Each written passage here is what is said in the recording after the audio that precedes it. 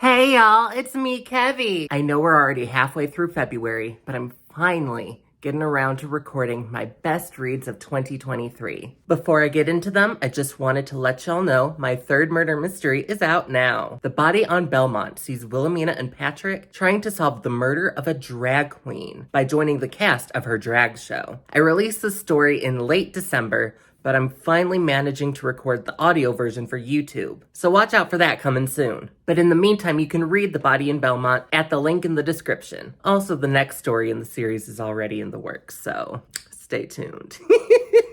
All right, now to my best reads of 2023. I already made a video about how Unmasking Autism changed my life. And if you haven't watched that one yet, which, judging by the stats, most of you haven't. Not a read, just an observation. I highly recommend it. I go in depth into my own experience with autism and how this book has helped me be more open about it. I've now read several books on autism, and this is by far the best one yet. Any Other City is the second novel by Hazel Jane Plante. Her debut, The Little Blue Encyclopedia, is one of my all-time faves. And I gotta say, Any Other City is high up there too. Fuck, this book is just beautiful. It's a fictional memoir about a trans rock star, told in two parts, set 30 years apart but in the same city. Part 1 is when our protagonist is an egg, presents male, still thinks she's a guy, hasn't figured out that she's actually a trans woman. But she starts to meet other trans women in this town and gets to experience what being trans looks and feels like. I love a good egg cracking story. Another example would be Daryl by Jackie S. Then part 2 is set 30 years later. She's an established transsexual rock star and is recovering from a relationship that ended traumatically. Watching this woman figure out how to put the pieces of her life back together was so incredible. Also, being pretty ace, I often struggle with explicit sexuality in my media. However, Plante does it in a way that feels so real and beautiful and just pulls at my heartstrings. The big explicit scene in this book involves learning a new skill while at a sex club. But while she's learning this technique, she happens to look across the room and see a gorgeous, fat trans woman, and the two of them just make eyes at each other and enjoy each other's presence while they're being pleasured. And something about that moment, it was less about the gratuitous sex and more about vulnerability and community.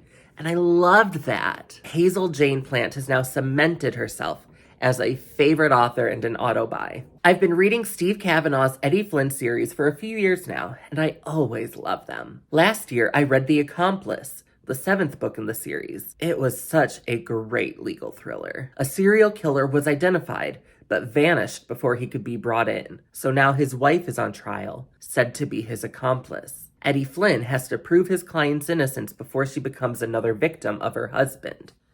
These books are always exciting page-turners, and even 7 books in, there's been no dip in quality. My biggest gripe with the mystery genre is how it is homogenized and lacks diverse perspectives. So I was ecstatic when I found out about Lavender House. This book is set in the 1950s in San Francisco, and Detective Evander Mills just lost his job after getting caught at a police raid on a gay bar. His life over, he leaps at the opportunity offered to him. The figurehead of a luxury soap empire was a closeted lesbian, and now after her death, her widow hires him to look into her murder. He moves into their Lavender House, where all the residents, including the staff, are closeted queers, and this is the one place they can all live their authentically queer lives. It was so beautiful reading about Evander getting to experience queer life out of the closet for the first time. The unabashed flirting, casual queer PDA. It made my heart so warm. See, this is what we need more of in the mystery genre.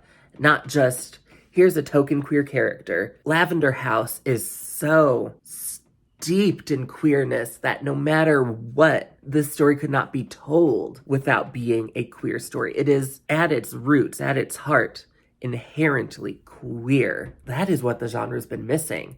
That's what I've been trying to fill with my mysteries, and Rosen just did an exceptional job capturing queer joy. And the mystery element, too, was very well done. I could see this easily becoming one of my favorite modern mystery series, and I am desperate to read the sequel to Belle and the Fog. Since I was in high school, Toni Morrison has been one of my favorite authors. The only short story she ever wrote was recently posthumously published as a standalone book, so I finally got to read it. Recitatif tells the story of two childhood friends who drift apart and reconnect at various points throughout their lives. They wind up on opposite sides of the civil rights movement, but through Morrison's masterful writing, you never know which of them is on which side of the issue. Morrison herself stated that this story was an experiment in the removal of all racial codes from a narrative about two characters of different races for whom racial identity is crucial. This is something you could reread multiple times,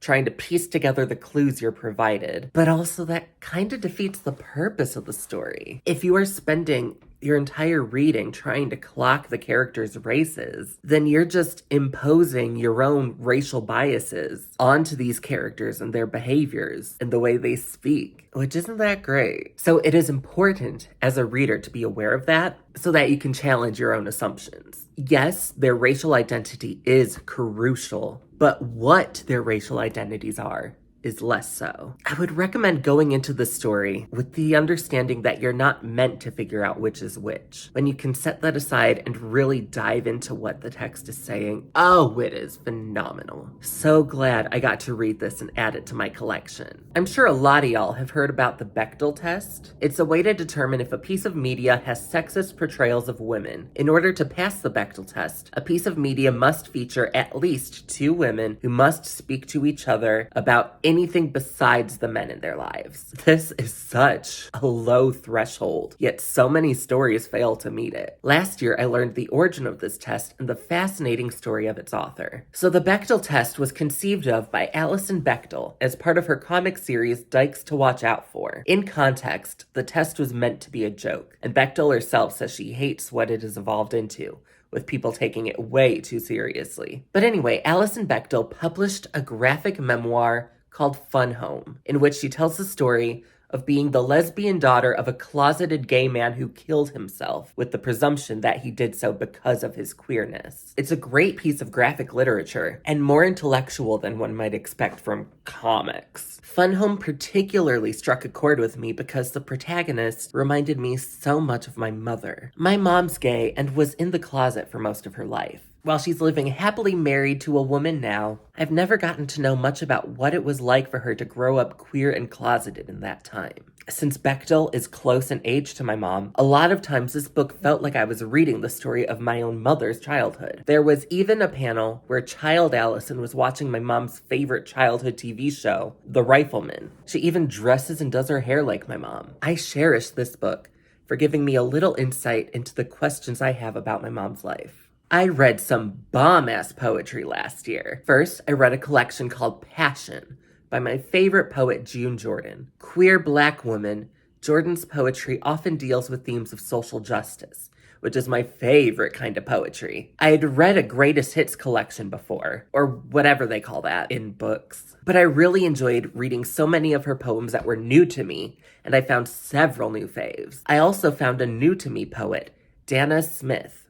Queer, Black, and non-binary. They shared some overlap in themes with Jordan, but also brought some incredible fresh perspectives that I'd not read before. This collection, Don't Call Us Dead, is sublime, and I highly recommend it. I've made videos about both of these collections, where I even read a selection of my favorite poems. Those will be linked up there and in the description. Finally, last year, I read 84 Charing Crossroads. I heard it was tradition for many people to read it on January 1st every year, so I wanted to give that a try. I'm so glad I did. It's a very quick read, consisting of letters between the author and a bookstore salesman across the pond. While never meeting, these two people developed such a beautiful, cozy friendship that spanned decades. It's such a feel-good read, and I get the appeal of rereading it every year. I didn't do it this year, but I definitely want to do it again. So there you have my favorite reads of 2023. I didn't get nearly as much read as I had in the year prior, but there was still some really